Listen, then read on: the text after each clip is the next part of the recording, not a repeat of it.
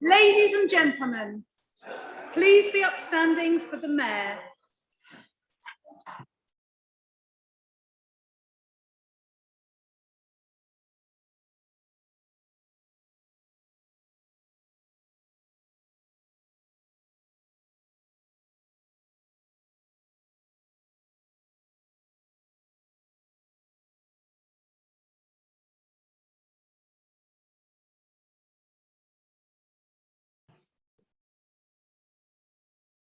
Before I open the meeting, I'd like to invite the Reverend Sally Lynch, Vicar of St. Luke's Church, Maidenhead, to say a prayer for us.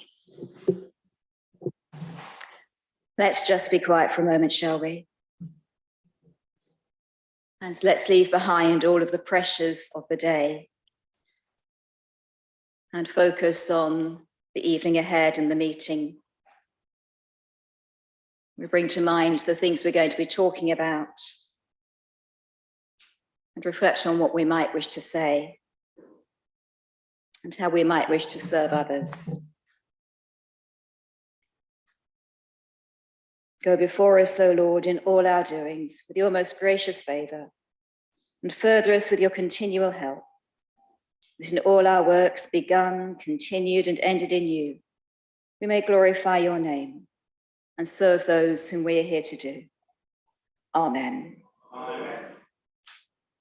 Thank you. Before I declare the meeting open, I would like to be in silence on the anniversary of the passing of Her Majesty Queen Elizabeth II.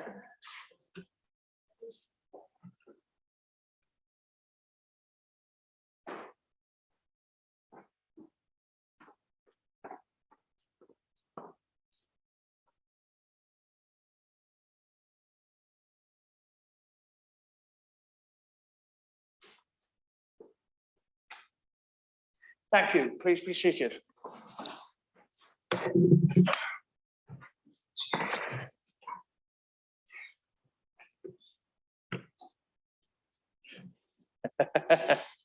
There's always one.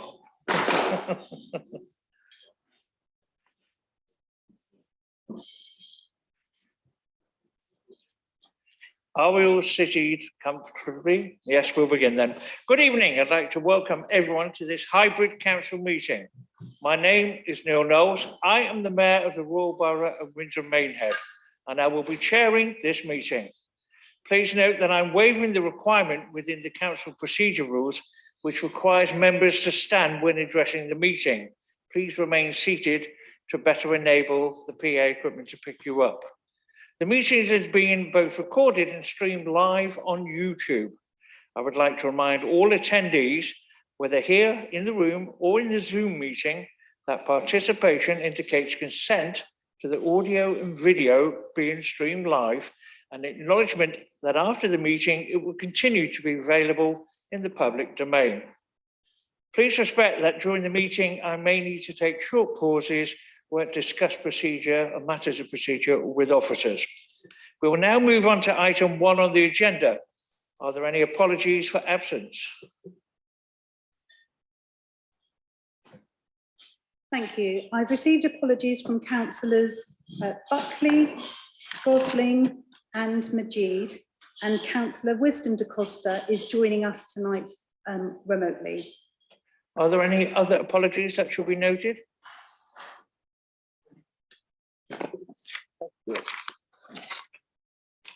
We'll now come to agenda item number 2, minutes of the previous meeting. I've asked colleagues to bring typos to the attention of Democratic Services prior to the meeting so we can focus on the content of any minute which may need to be discussed. Does anyone have anything to raise in relation to the minutes before I move them for approval? Councillor Burmage. Thank you, Mr. Mayor. I've given prior warning to Democratic Services of a minor amendment. I believe that the trustee has it on the slide.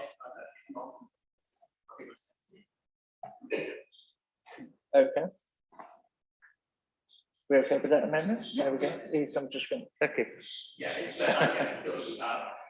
want me to read it out, but essentially, when I was seconding the motion on petition number side, at the end of my statement, I slightly amend how it's being recorded. So these words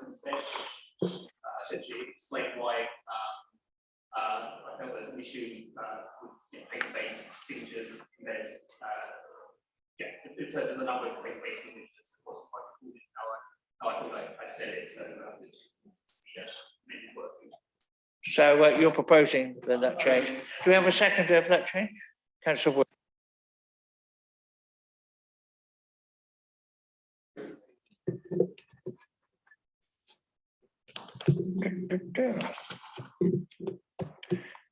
Okay, we'll now move on to declarations of interest, which I must put out.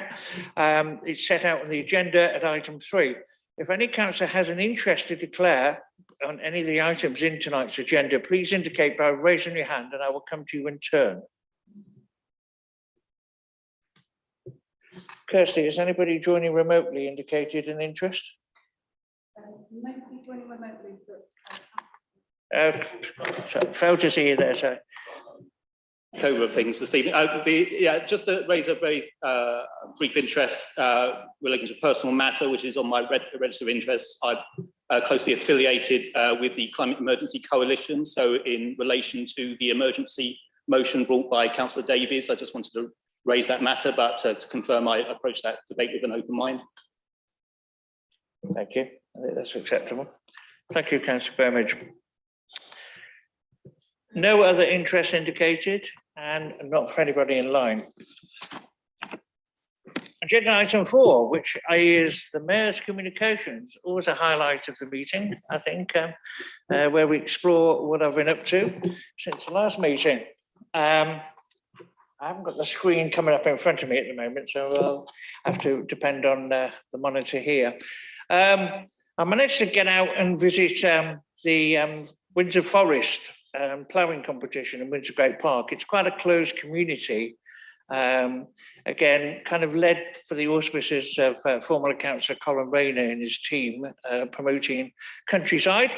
The one in the right is me in the picture on the left. The horse is in the middle, just in case there's any confusion there.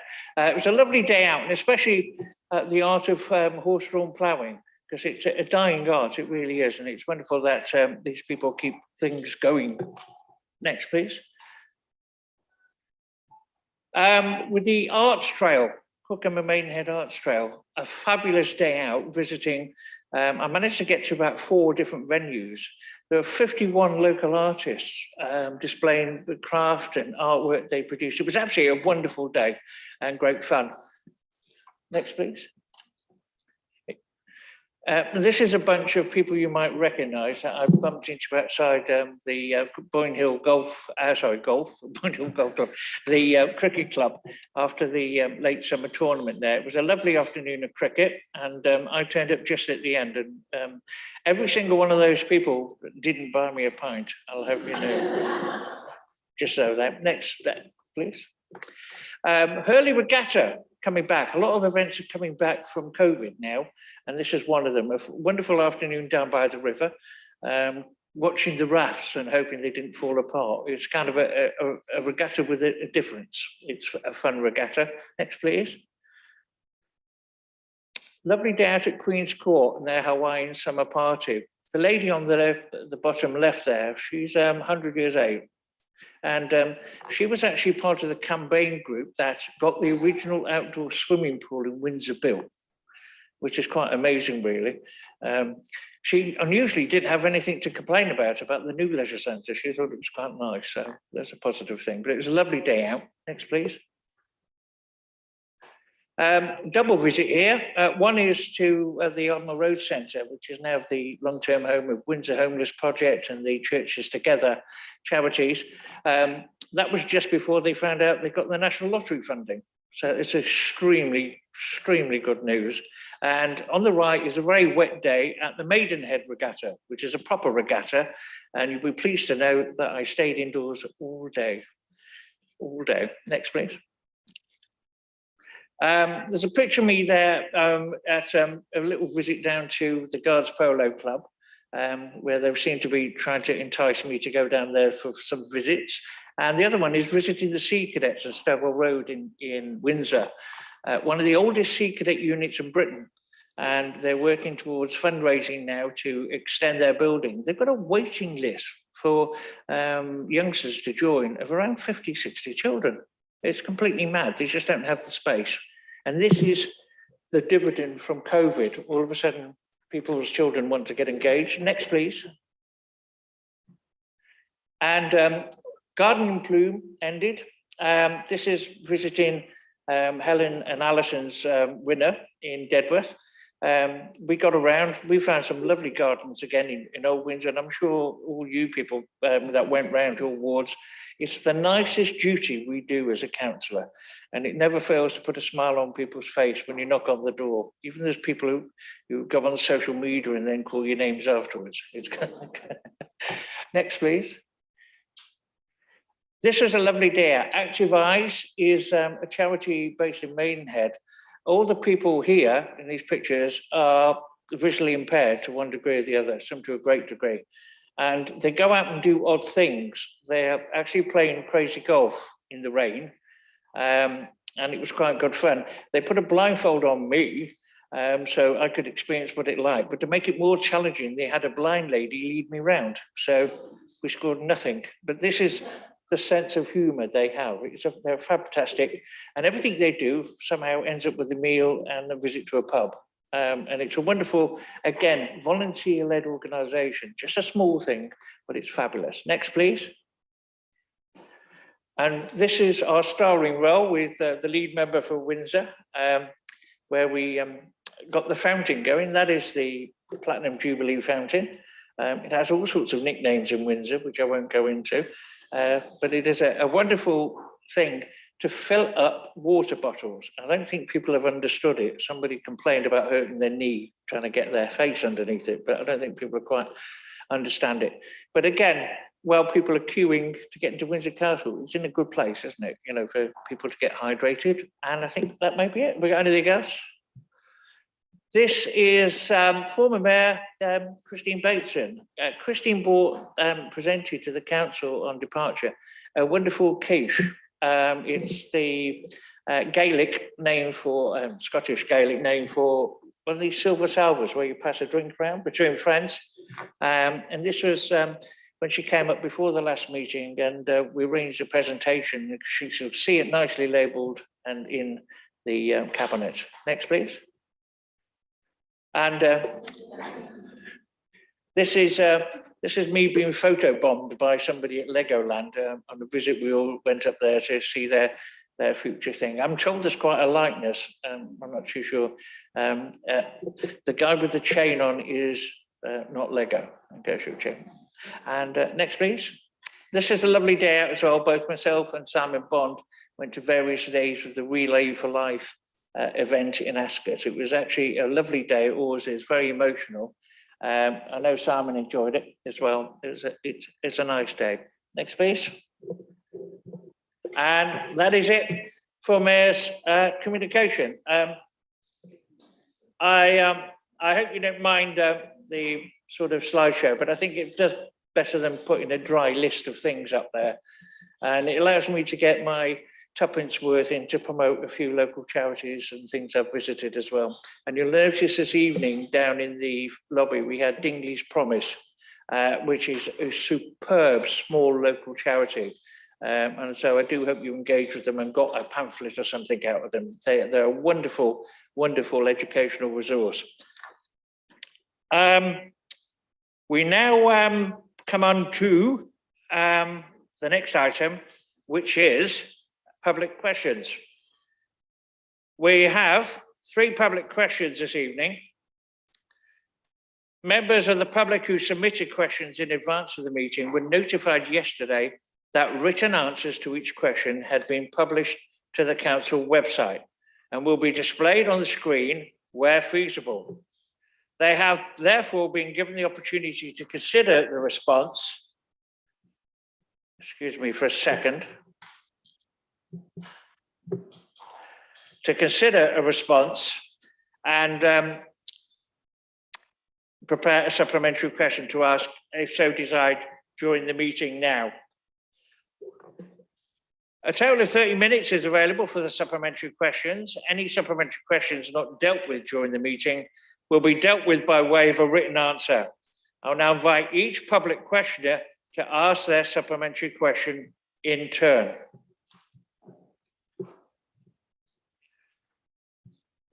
Do we have the first question up there from Member of Public? Former Councillor David Hilton. The written response is very long in detail, so it is put up online in this case. Mr. Hilton, as soon as you are ready, it's a right-hand button. Right-hand button. Well, thank you very much indeed, Mr. Mayor. And may I thank the lead member for providing what is, as you say, a very, very comprehensive answer to the question I asked.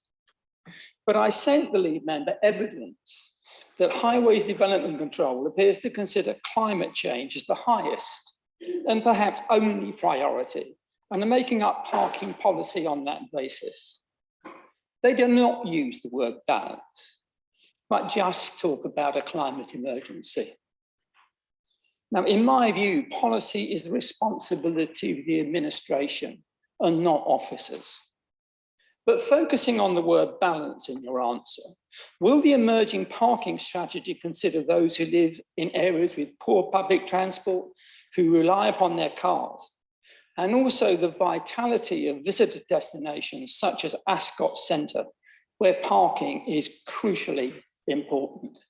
Thank you.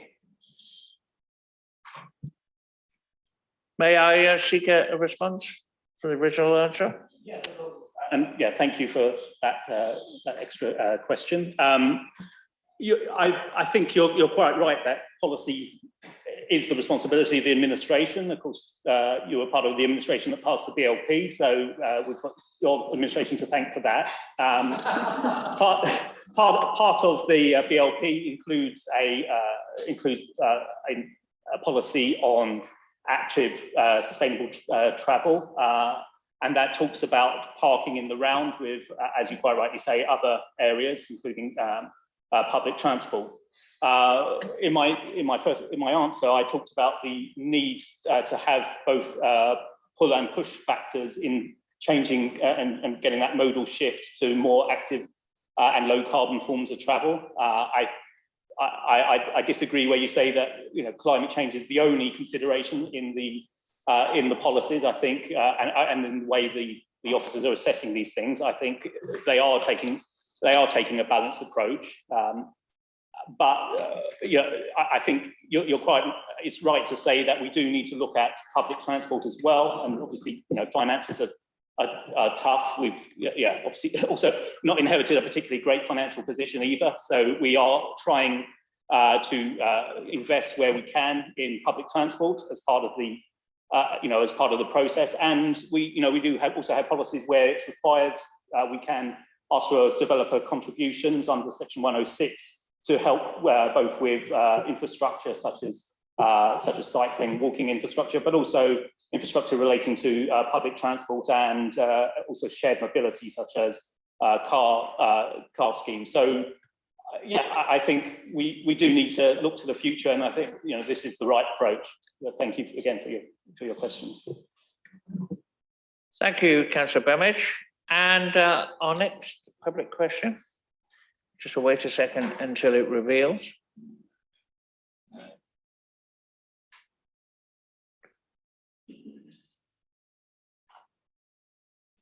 Mr. Andrew Hill, good evening, Mr. Hill. Mr. Hill's joining us via Zoom, I believe.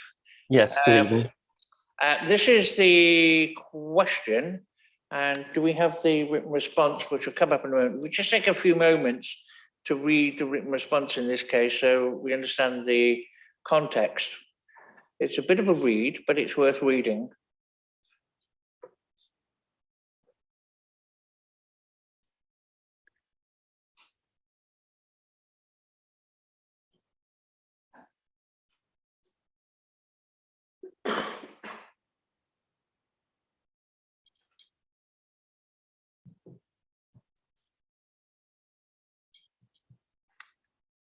And I think that's okay.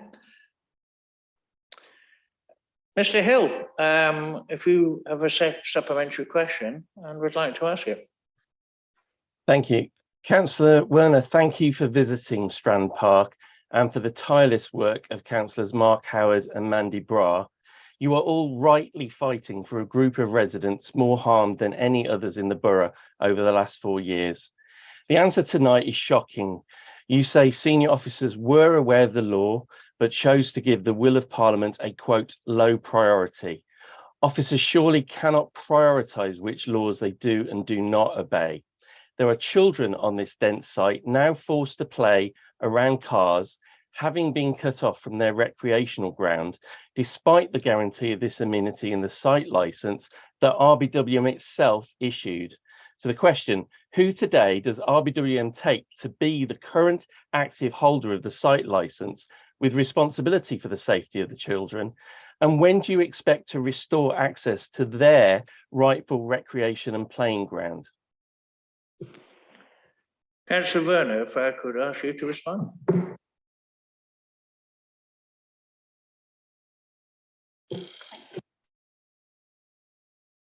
Yeah, thanks, Andrew, for your excellent question. Always great questions. And thank you for your comments about Mark and Mandy, who have been absolutely amazing in fighting for the residents on this. The land to the east of Strand Park has been transferred into the ownership of a third party.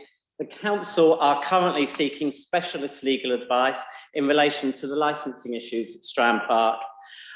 I think this really does highlight the problems caused by decisions made over the last 16 years by the previous Conservative administration. Now, 20 years ago, when I was last helping run the council, we had officers with expertise in park home estates. Over the last 16 years, these expertise have been stripped out and not replaced, leaving some of our residents, as you said, in an incredibly vulnerable position. Now, we have started sorting out the process, cleaning up the mess left by the previous administration, and we have recently recruited someone with some experience of park homes. She is starting imminently.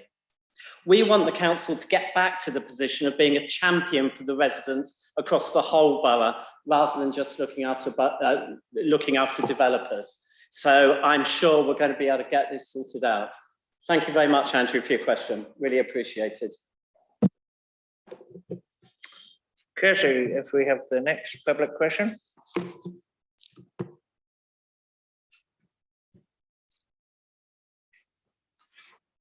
Miss Andrew Hill again by Zoom. There was a long response to this. Obviously, you can tell anything that goes into detail about it.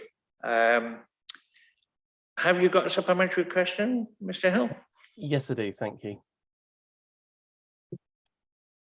Thank you. The air quality report you refer me to seeks to mitigate PM 2.5 partly through, quote, implementing electric vehicle charge points. OECD documents state that despite their other benefits, heavy electric cars can pollute up to 8% more microparticulates than conventional cars because of greater wear and tear to brakes and tyres. The OECD say that policies should therefore dissuade the use of all cars, including electric. Will you, Councillor Bermange, firstly review the free parking scheme for electric cars, which is basically a subsidy given by poorer residents to richer ones? And secondly, update planning guidance to insist upon the mandatory use of actual real-world PM 2.5 measurements taken roadside at the proposed development sites and modelled through to 2040. Thank you. Thank you, Mr. Hill. Councillor Bermange, would you like to respond? Thank you very much for your supplementary question, Andrew. I think you raised a really important point, and it kind of it's important to realise this paradigm that we subscribe to in the move towards EV isn't without its challenges. I think you're quite right when with this particular case of PM 2.5. It's not primarily produced by combustion and emissions, but it's, as you say, through brakes wear and tyre wear. Also, a lot of it is not contributed through transport, but actually through the uptake in the use of wood burning in homes as well. Again, something that lots of people or some people are moving to as a sustainable, more sustainable solution. So you're quite right. These things do require, do challenge us. I'm not in a position to start changing policy tonight, but certainly we keep all policies under review. I think that the best way to do that is an evidence-based approach, and actually we're in a good position when it comes to air quality, because currently people ONS have established a task and finish group, so they are working on air quality, and I hope that task and finish group are going to make recommendations. So if I may, Mr. Mayor, I understand under Rule C 9.12, there is actually a provision in the Constitution for me to propose that the matters raised in the questions this evening are referred to the People Overview and Scrutiny Panel for further consideration, and I'd like to make that proposition now. Thank you, Councillor Burmage. Do we have a seconder? I will take Councillor Werner. Sorry, just fractionally faster. Under the Constitution, this does not require further debate and should just move to a vote straight away, I believe. Is that correct? That's correct. So, are we all agreed unanimously? Anybody against, please indicate and we'll go to a proper vote. All agreed? Agreed. That motion is therefore carried as proposed. Are there any more public questions? Thank you. We now come to agenda item 6, which is to receive any petitions presented by members on behalf of residents. I haven't been notified of any. I believe they're not to be. We'll move on to the next item now, agenda item 7, Councillor Questions. I believe we have 4 questions this evening. Written answers to each question have been shared and published to the council website, but some are very long. So again, not possible to delay the entire thing on the screen. A total of 30 minutes is available for supplementary questions on this. I believe Councillor Larkham could be the first questioner. So your question is up there to start with, which is, please explain why the raceway drain is still blocked at Hythe End, having reported over 4 years ago. Do you have the written response there?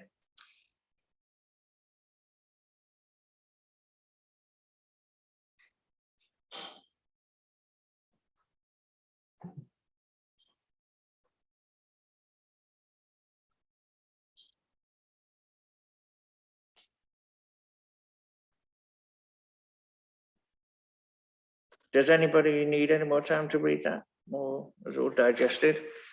Councillor Larkham, do you have a supplementary question?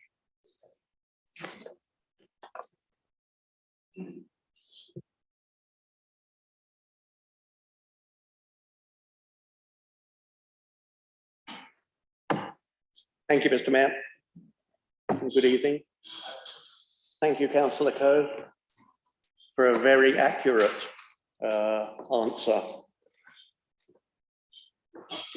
I am horrified by the answer, but not surprised. We have built, somebody has built on top of a watercourse that's about 8 feet, 2.4 meters wide, and a couple of meters deep, and maybe doesn't exist. Clearly, we're going to have to do something because the words liability and negligence come to mind. There is a flood liaison meeting on the 11th of October, which is a couple of weeks away.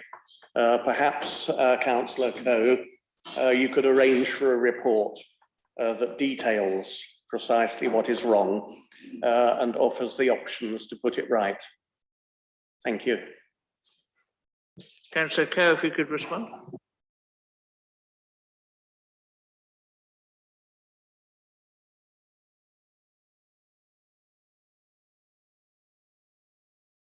I think it was on. No, no? Okay. I don't know whether we can do it in that time scale, but I will ask and I will come back to you directly. And, you know, I was surprised to discover that about the properties as well. It was my assumption that they would have been there unlawfully, but not the case.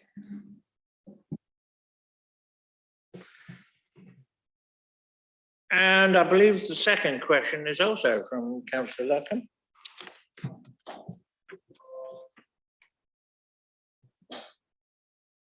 Which is, with the ever-increasing probability of flooding, how much RBWM money has been allocated over future years towards flood defence and land drainage infrastructure, maintenance and improvements, please? I think there's a written response to come up there.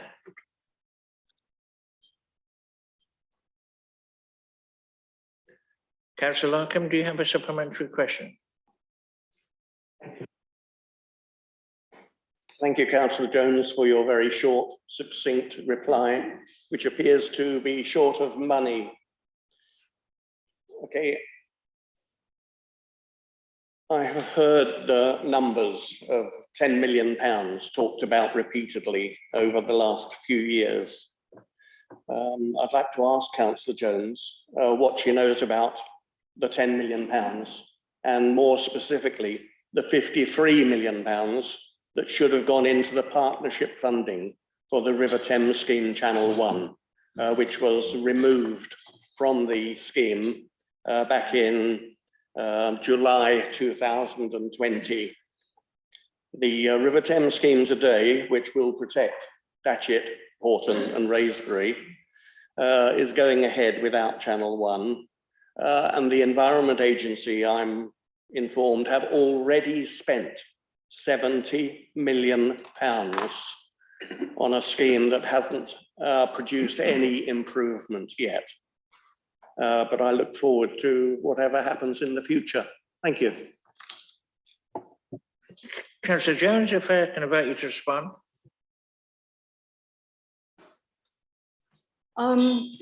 Yes, there is a possible £10 million that have been spoken about, but we're obviously working with the budget put in place in February, and at that point, that money has not been allocated. There is no further funding detail in the medium-term financial plan, so that would need to be a negotiation going forward. As to the 53 million, I do not remember a figure of 53 being talked about, but I do know that there was a report many years ago that mentioned 40 million.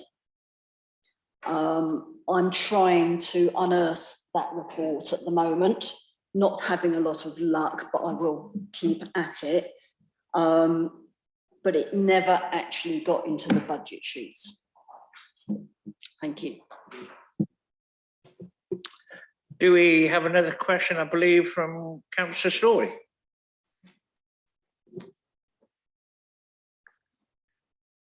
Question from Councillor Story: planning permission for a new health centre to replace 2 GP surgeries in Sunninghill and Sunningdale was granted 18 months ago, and residents are concerned that work has not yet started. Would the Cabinet member advise Council on the reasons for the delay, when the work is likely to start and the likely opening date of the new health centre?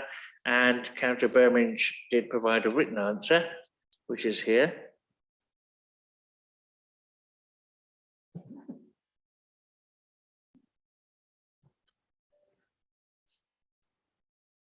Has everybody digested that? Councillor Story, do you have a supplementary?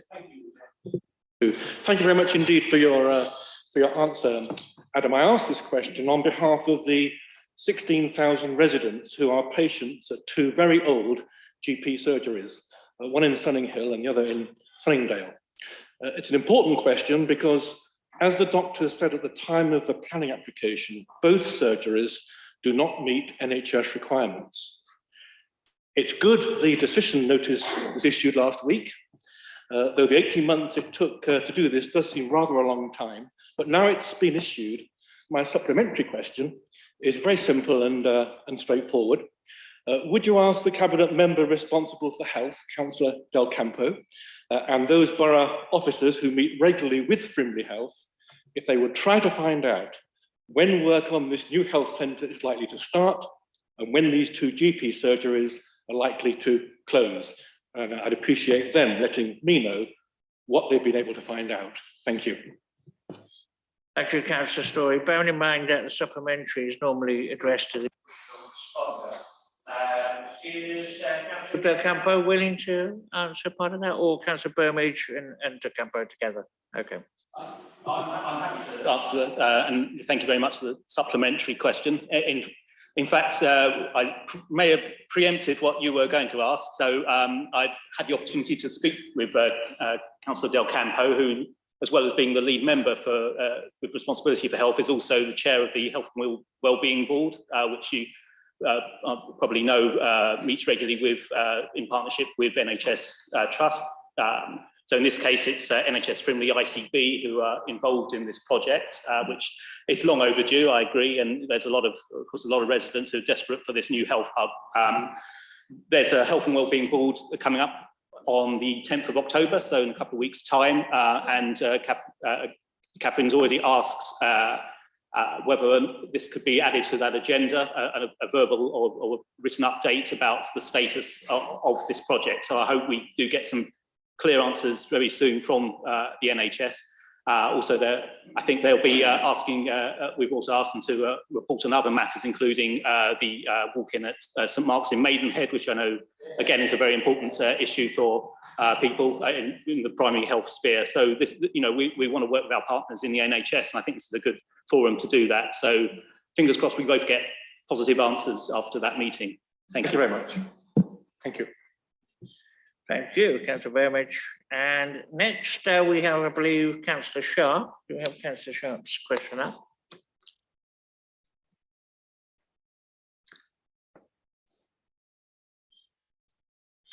The Novello Theatre, one of the original cinemas in the country, is a highly valued gem in Sunninghill High Street. The community in Sunninghill wish to use this now abandoned facility for drama, dancing, singing, and for cinema to provide additional vitality to the area. What action is now being taken to return this facility to community use?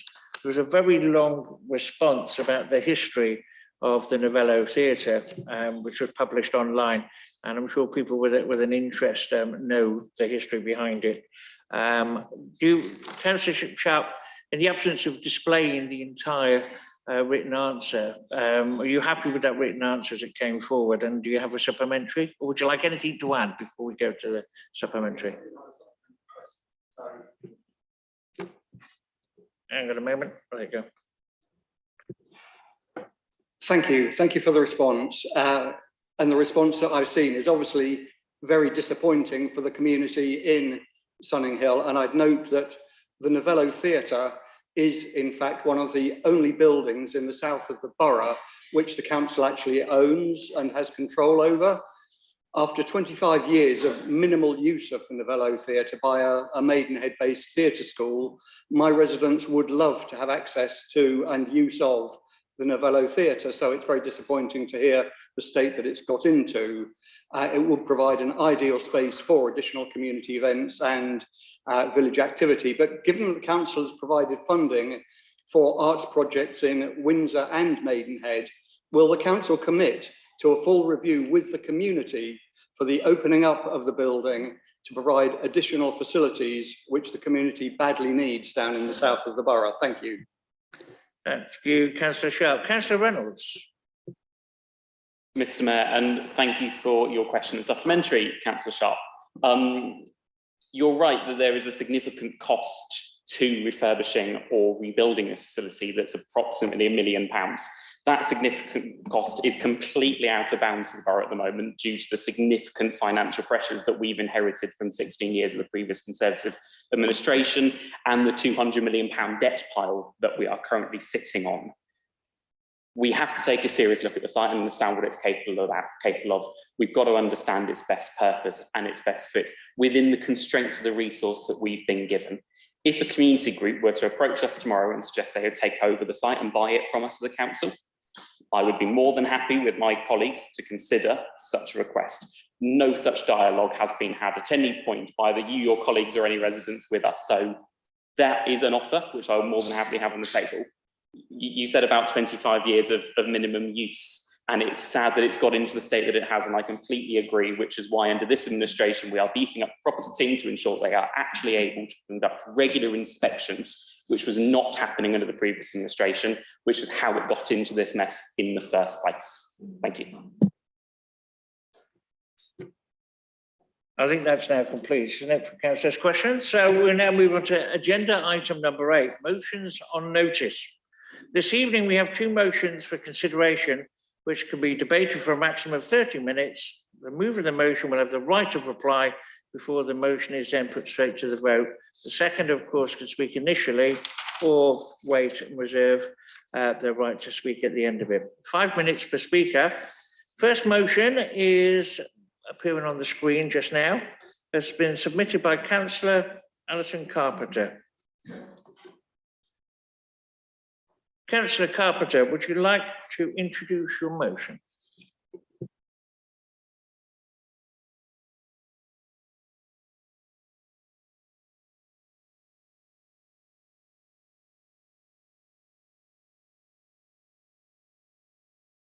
That Windsor is more than its town centre. There are 5 wards in Windsor, which are either fully or partly unparished, and most residents live outside of the town centre. The feeling from residents was that Windsor Forum sounded more inclusive than Windsor Town Forum. So let's show that we are listening to our residents, and please support this motion.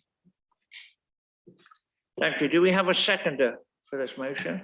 Yes. Councillor Helen Price, do you wish to speak now? Reserve your right to speak then. Okay. Opening the debate now to the floor, and the first registered speaker is Councillor Sharp. It seems quite unbelievable to me, to be honest, that we're even having a debate about the importance of the word town. So I would propose that we immediately pass this and move on to the next motion. Thank you. Do we have any other councillors wish to take part in the debate on this subject? Councillor Price, I think it falls to you to sum up then. I'd support the motion, the second motion, so for the sake of brevity, I won't say any more. To close what limited debate we have, Councillor Carpenter. Do you wish to say anything in closing the debate?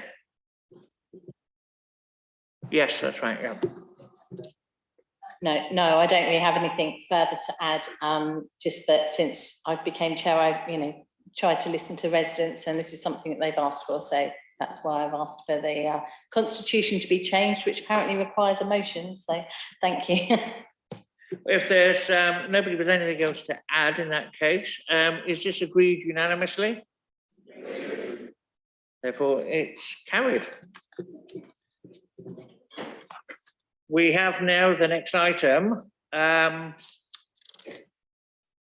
which is a motion submitted by Councillor Karen Davies as an emergency motion, which arrived quite late. The motion is up on the screen now.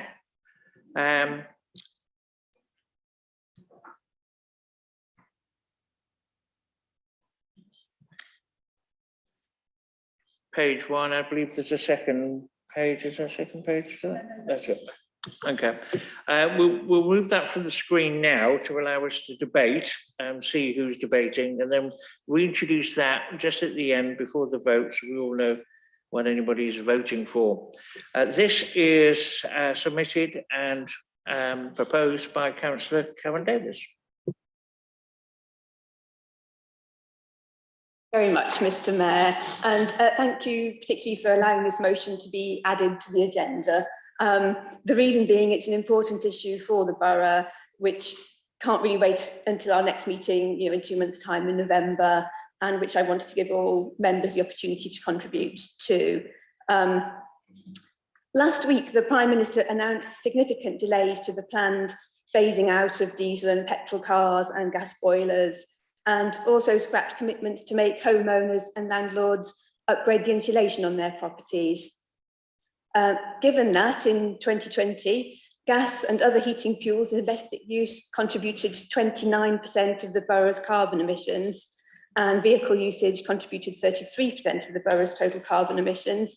I'm asking the Leader of the Council to write to the Prime Minister to express our concerns at how this national delay will impact on the ability of this and all local authorities to reach net zero carbon by 2050, and asking for a renewed urgent commitment to fund the improvements to electricity infrastructure necessary to enable residents, businesses and local authorities to make the necessary transitions to reach net zero. Now, this is a national issue, but most pertinently for us, it's one which has direct impacts on our residents, on our businesses, and on the council's ability to reach its target of net zero carbon by 2050. Delaying the phased climate pledges while retaining the national 2050 net zero target is kicking the can down the road for someone else to pick up. This administration is fully committed to the council reaching net zero by 2050 at the latest. Clearly, we can only achieve this by working in partnership with communities, businesses and the government. And any watering down of the commitment from government makes it harder for us to achieve this target. It will have impacts on residents and on businesses in the borough. To give just one example, the Social Market Foundation estimates that private renters will pay £1 billion a year more in energy bills because of the scrapping of proposals to make landlords upgrade insulation on their properties. That's saving the landlords some money up front, but £1 billion a year nationally on private renters because of higher energy bills. And it will also have considerable impacts on the borough.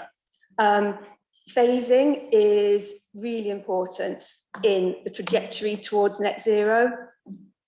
We adopted the Tyndall trajectory, whereby we're on course to achieve a 50% reduction in carbon by 2025, because carbon removed early on is more valuable. We don't want to wait till 50 years, 30 years, 50 years hence, and then suddenly reduce it all in one fell swoop. We want to reduce as much as possible as soon as possible to stop further global warming.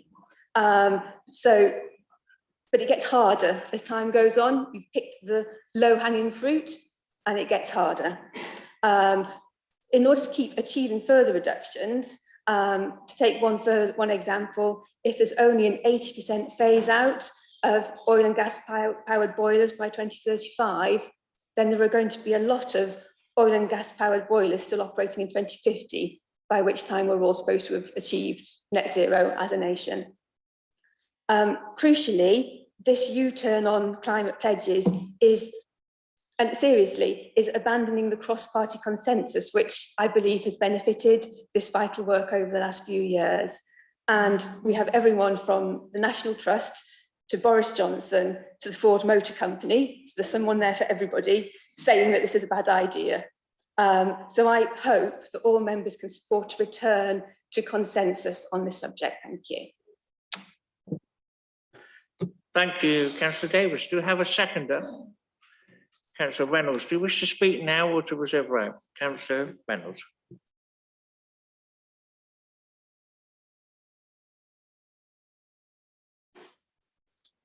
Thank you, Chair, and thank you to Councillor Davies for bringing this really important motion to full council. This motion comes after the government announcement that the chair of the UK Climate Change Committee says will take the UK further away from being able to meet its legal commitments. I was lucky enough to be here for our council meeting years ago where we declared a climate emergency. And I'm really proud that the council are on track to achieve a 50% reduction in our carbon emissions by the end of 2025. However, we can't do this on our own. We are just one local authority. We need the support of the government with some funding and to provide improvements to the energy infrastructure to make this happen. In the year to September 2022, RBWM had the 5th highest number of new electric vehicles registered across the country, 22,926. But a study just 12 months earlier showed that Windsor and Maidenhead was the 6th worst local authority for electric vehicle charging infrastructure. Luckily, we're making progress, and I'm looking forward to the Lib Dem administration's EV charging point procurement paper that's coming to Cabinet next month, and I'm sure everyone is as excited about that as I am. We need the government to make this commitment to ensure that we can still reach our committed goals, aims, and objectives. It's not good enough for the government to push this back and expect us just to change on the will that they've created on the day. This is a small step that we can take to leverage our power as a council to lobby the government to do the right thing. And I hope you'll join me in supporting this motion, Councillor Davies. Thank you. Thank you, Councillor Reynolds. We now open the debate to the floor, and the first speaker is Councillor Sharp. Thank you, Chair.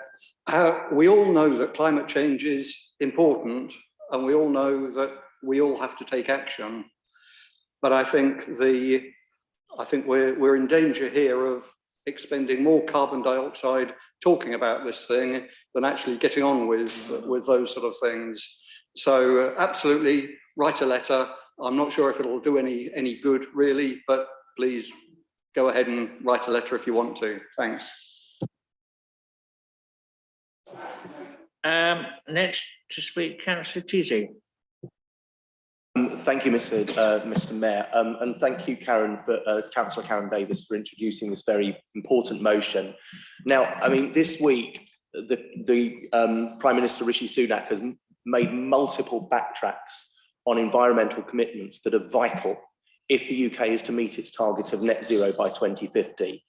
I won't repeat them, and pushing back on the ban of the sale of new petrol and diesel cars, fossil fuel boilers, regulations requiring landlords to improve the energy efficiency of rental properties, for example. Now, none of these changes will help those, again, struggling against a cost of living crisis to one degree. For example, generally the poor don't buy new cars, they buy used ones. And despite the PM's claim that this will result in lower costs, the opposite is true. For example, the Energy and Climate Intelligence Unit estimated that cancelling the energy efficiency regulations for the private rental sector could actually cost renters almost £8 billion in higher energy bills over the next 10 years. And it could be even more if gas prices were to spike again as they did over the war in Ukraine. We need to move away from fossil fuel reliance in this country so that people are less exposed to price hikes dependent upon global factors outside of our control in this country.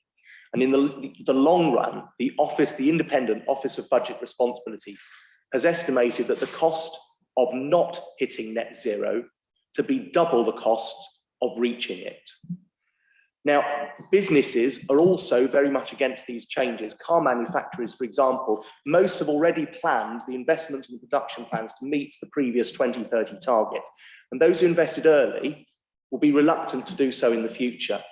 What manufacturers, indeed all of industry, want is some level of certainty. Without certainty over the rules, investment is pushed away, especially long-term investment. And the other thing that businesses need is credibility from the government.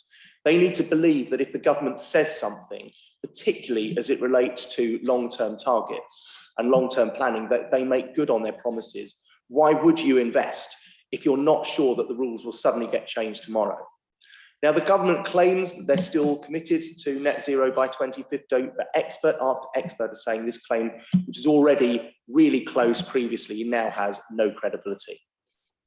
Now, one other thing, not many people will have maybe heard of nutrient neutrality rules. Nutrient neutrality rules.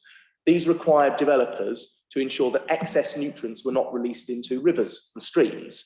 And about a month ago, the government, in another U-turn on climate, abandoned these requirements. Now, for those who think that climate change is only something national and far into the future, in Eton and Castle Ward, we have just one example of the potential immediate impact of this locally. The Eton and Wick Waterways Group have over the summer been clearing the weeds out of streams around Eton Wick. Now, Councillors Wilson, Councillor Devon Davis and I have been very privileged to join these local volunteers, literally in the river, clearing out weeds from the Roundmoor ditch, which goes round Eton Wick and forms the border to our borough. The work of these volunteers has had an immediate impact on the streams which flooded both the meadow and part of the village over this summer.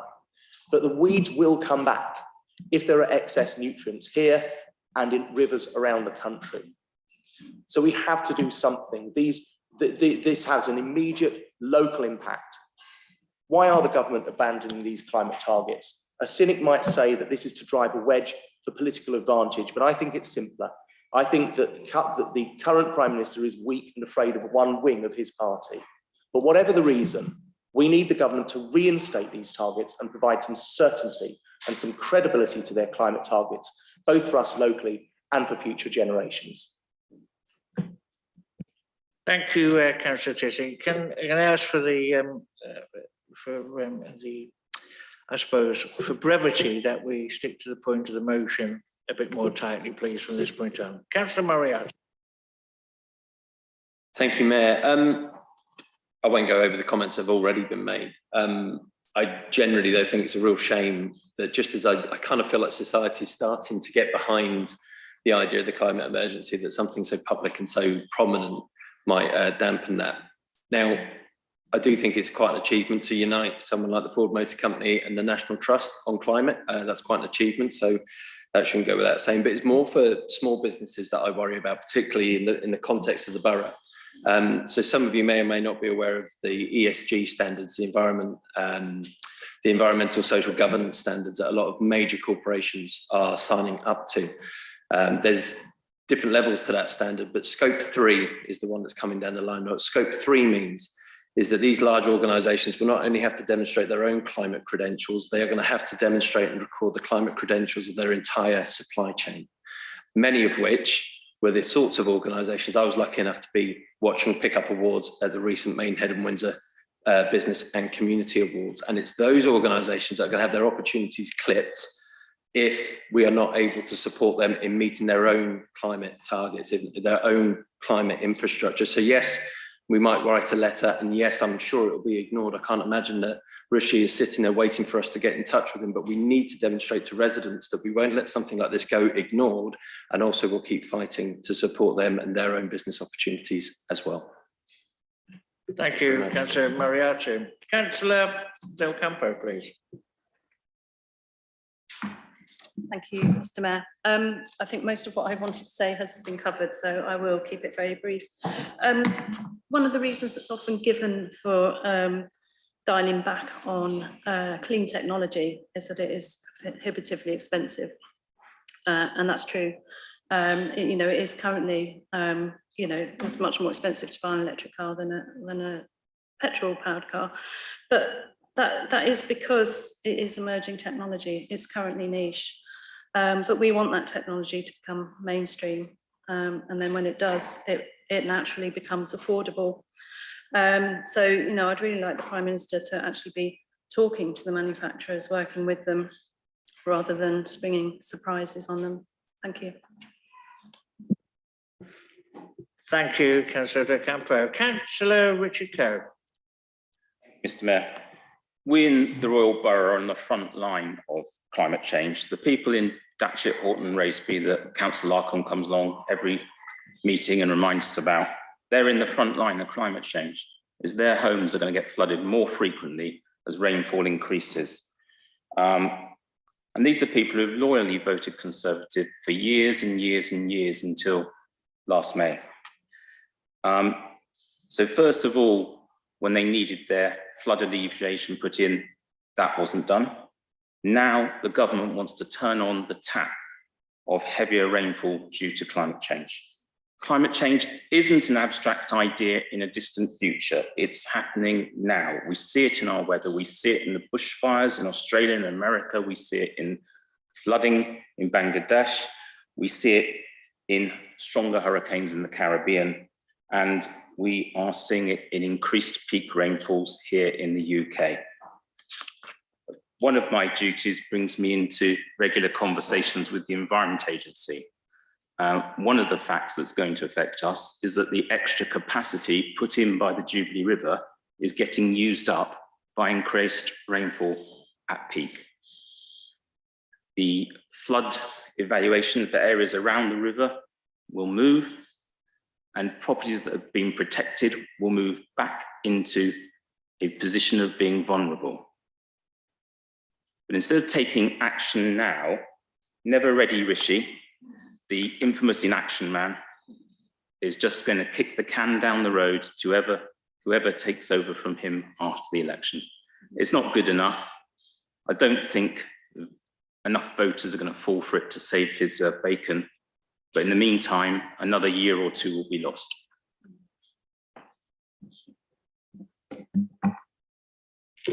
Thank you, Councillor Coe. Councillor Mark Wilson. Thank you, Mr. Mayor. I would just like to add a bit of a global perspective in terms of temperatures to build on what my colleagues have said. So in my adult lifetime, 37 years, we've seen the average surface temperature increase from 16 degrees to 16.96 degrees. Now, near enough 1 degree increase may not seem much, but that is driven by greenhouse gas emissions, now referred to as carbon emissions, etc. And that pretty much hits the limit set in the Paris Agreement. So, as my colleagues have said, this temperature increase triggers flooding, and that impacts people in the borough, as well as obviously globally. So, short and simple, we need to heed the warnings, we need to act now. Thank you very much. Councillor Helen Price.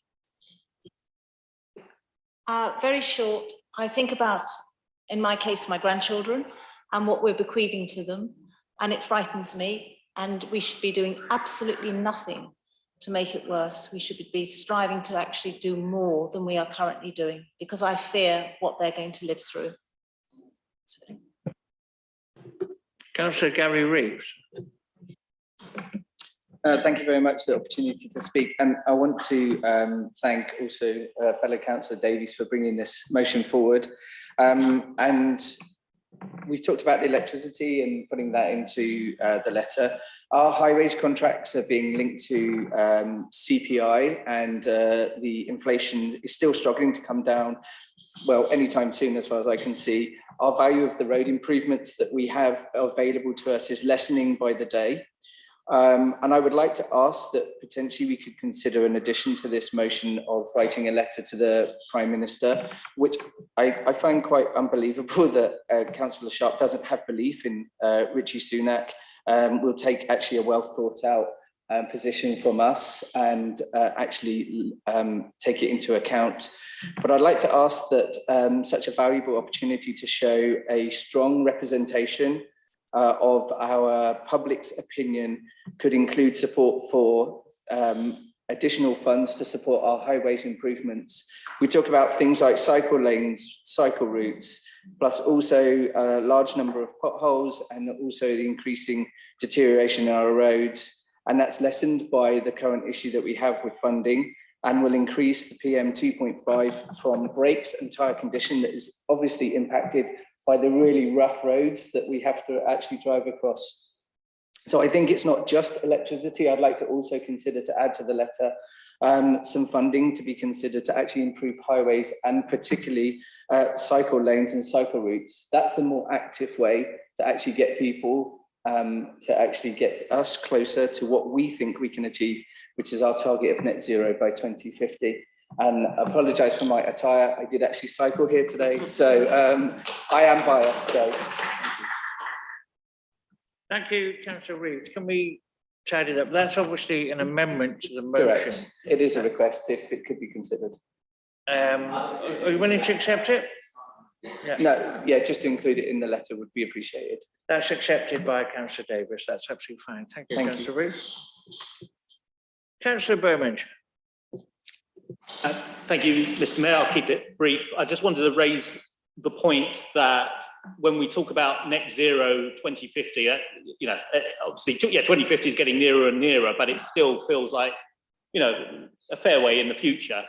And all this idea that it will all turn out all right on the night, it seems to be the new policy of central government really doesn't stand up to scrutiny. But it's more than that. It actually, even if by some miraculous, intervention, we actually were able to get to net zero 2050 with this new policy from central government, it would actually have arguably minimal positive impact for the environment, and that's because, as set out in the Climate Change Act 2008. It's not just about getting to net zero by a certain date, it's about having these 5-year carbon budgets, and they're all set out, they're set out very clearly by government that there's a certain amount of carbon that should be emitted within a 5-year period, and that decreases 5-year on 5-year, and it creates a trajectory in order to get to net zero. What's being suggested now is basically shallowing that curve and just trying to all of a sudden have a sort of steep curve, maybe up to 2040, 2055. Fortunately, by then we would have emitted far too much carbon into the atmosphere, and therefore we would have already hit that breaking point, the 1.5 degrees, which is widely accepted by the global climate community as as the big tipping point. So I just want to raise that it's not just 2050, it's those carbon budgets, and if we fail to hit the carbon budgets, we're in real trouble. Thank you, Councillor Beaumont. Councillor Maureen Hunt.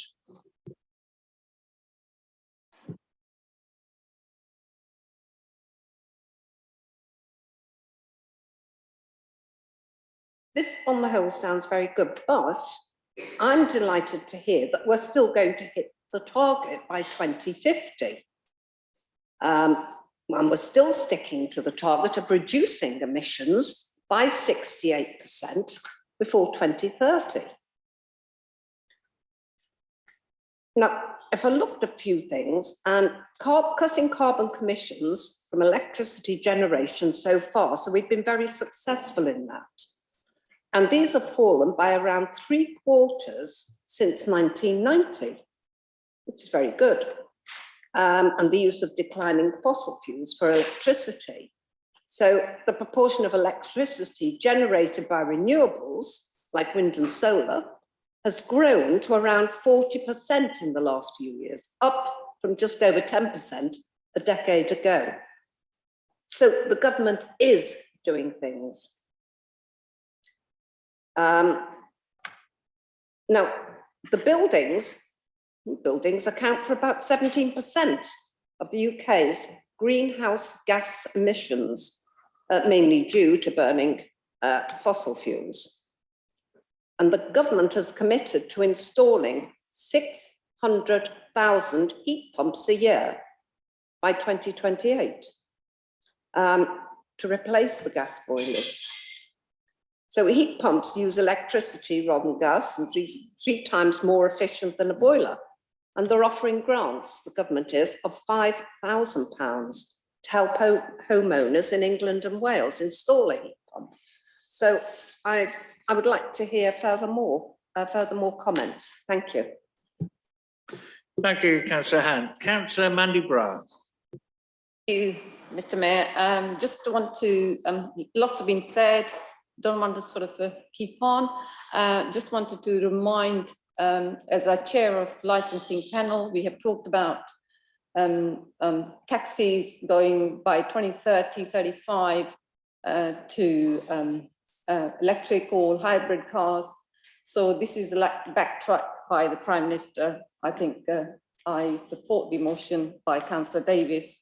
We need to write to the Prime Minister and say, we need not to backtrack, but to carry on with what we're doing.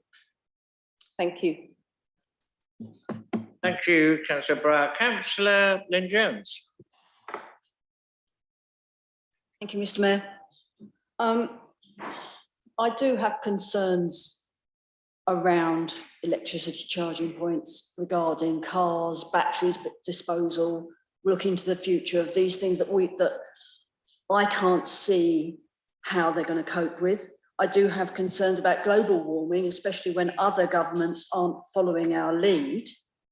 But, and it was touched on earlier, that a stop-start approach to net zero doesn't work for big business.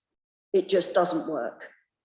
And sudden policy changes reduce both investor and developer confidence, increasing the cost of capital and overall cost of decarbonisation. So this stop-start approach is actually harmful when it comes to big business and net zero. So that, I think, is one of the biggest questions to ask our Prime Minister. Thank you very much. Thank you, Councillor Jones. Councillor Helen Taylor. Thank you, Mayor. I'm trying to think how to put this without using words I probably shouldn't use.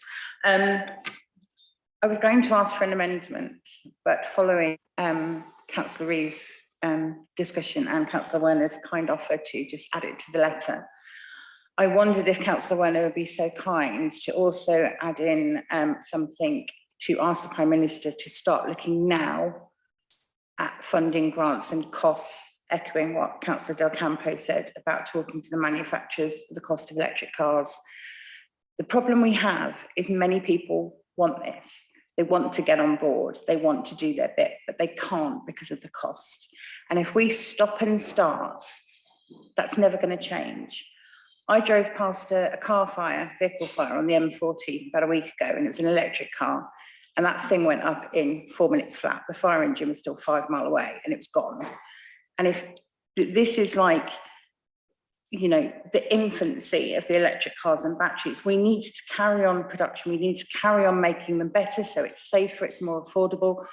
We just can't stop on a pin because of other things. This needs to keep going in the background. And I would just like to ask Councillor Werner if he could possibly add something about funding grants and costs, because people want this, they want to get involved, but you know, a service on a heat pump currently I think is 4 times more expensive than a service on a gas boiler, and this is what people are looking at, and they just think pound signs cost, I can't do this, it's too expensive. So we really need to echo, you know, for our residents who really want to do this and can't afford it, that they need help to do this, and we all need to do our bit. Thank you. We've just got a few minutes till we hit the 30-minute limit there. Are you willing to accept that, rather than it be a formal amendment? Mark Howard, you've got about a minute, I'm afraid. So.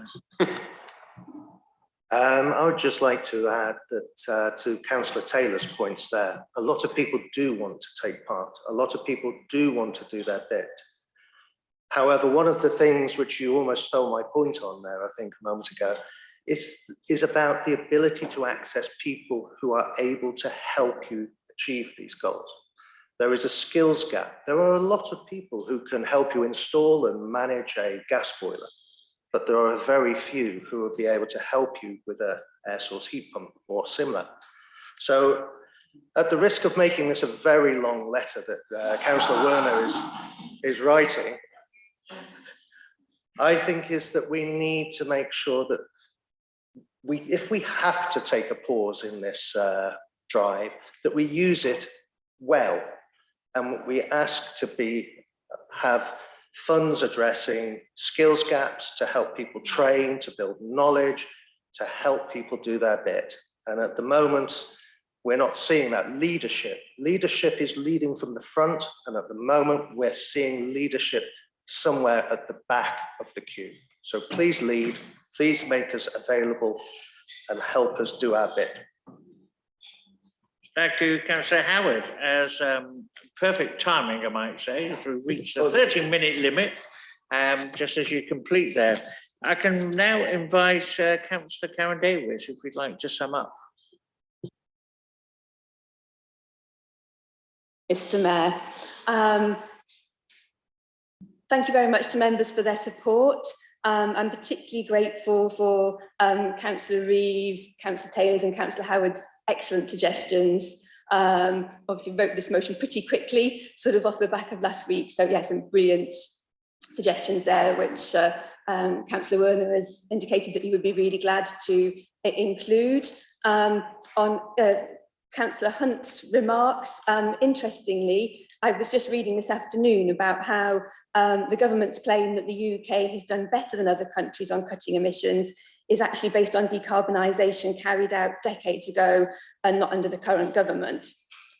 Emissions cuts are measured from 1990, and the UK's Dash for Gas, which displaced coal for power generation in the 1990s and 2000s, actually delivered the lion's share of the roughly 50% fall in carbon emissions since then. And under this government, whilst emissions from power generation have continued to fall, those from transport, homes and farming have remained high. So I thought that was an interesting point when I read it this afternoon.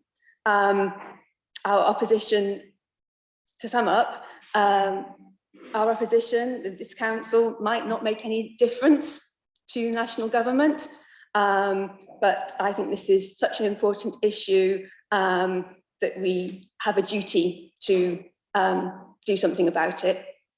And I know what side of history I want our council to be on. Thank you.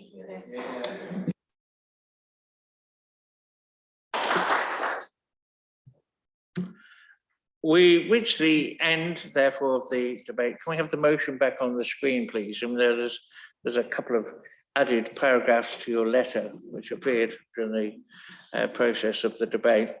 So we know what we're doing. That is a motion as set out on the screen. Can this be agreed unanimously? No. Would you, can all those present in the chamber please indicate by raising your hand if you support the recommendation? So, name vote? We have 6 people. 6 people. Name vote, please, Kirsty.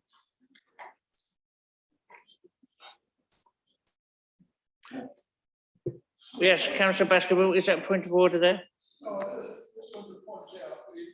It's to enable in the motion that's been repeated. I just wondered if that could be one of the 2 enables is deleted because it doesn't scan properly as it looks.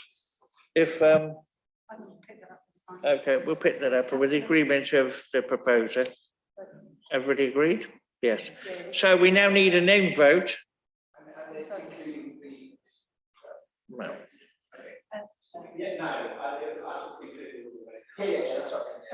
When we have 6 councillors asking for a name vote, then we must proceed to a name vote as a record of the voting taken up. So. Sorry? Sorry, Councillor Hunt has indicated she wishes to speak. Yes, Councillor Hunt.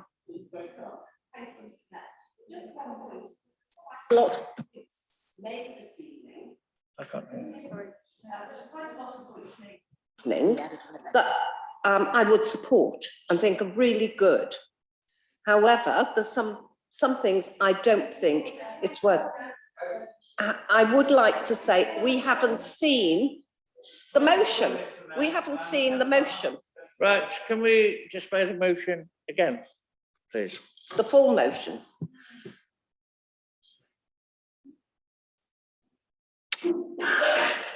We're just editing slightly to make sure everything's included.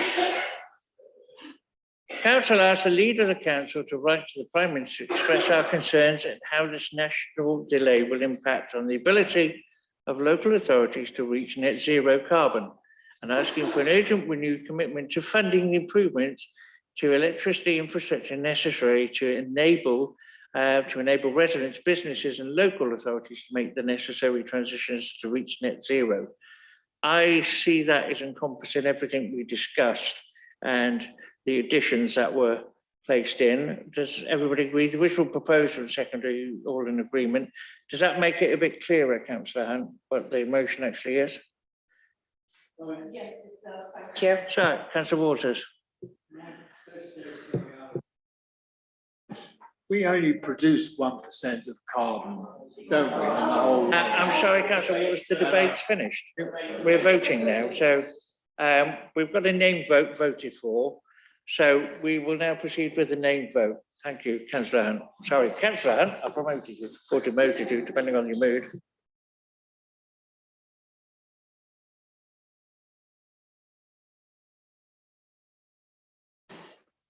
Thank you, councillors. So I'm going to ask you in alphabetical order. I'd like you to vote for the motion, against the motion, or abstain. Councillor Baskerville. For the motion. Councillor Blancmange. For. Blundell. For. Bond. For. Bra. For. El Campo. For. Carpenter. For. Coe. Carol Da Costa. For. Cross. For. Devon Davies. For. Karen Davies. For. Douglas. Grove, Hill, Howard, Hunt, Abstain. Jones, Knowles, 4. Larkham, 4. Buxton, Abstain. Martin, Moriarty, Price, Reeves, 4. Reynolds, Sharp, Abstain. Shaw, Girksing. Thank you. Kashmir Singh, 4. Story, Taylor, Amy Teasy, Julian Teasy, 4. thank you. Walters, Werner, Wilson, 4. thank you. Can you help me add up? Sorry. 2, 4.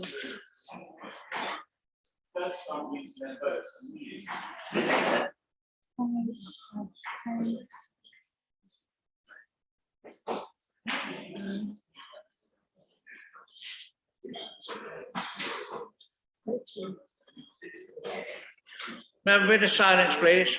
Thank you. Just confirm that there are 32 votes for the motion, 5 abstentions, and therefore the motion is carried. Thank you, Kirsty. Before we come to the end of the proceedings this evening, I should have mentioned at the beginning, I'm rather remiss, but it is so pleasant to see Councillor Walters back with us after your adventure. And you've been much missed, to be quite honest, Leo, so we're very pleased to see you back. Thank you so much, Mayor. I had a rather unfortunate accident on the 18th of May. I wrote my car off and I fractured my knee, and thank you for putting up with me being absent. Okay. Thank you very much. That is the end of the business for this evening. Thank you everybody for attending and those joining us online, and I now declare the meeting closed.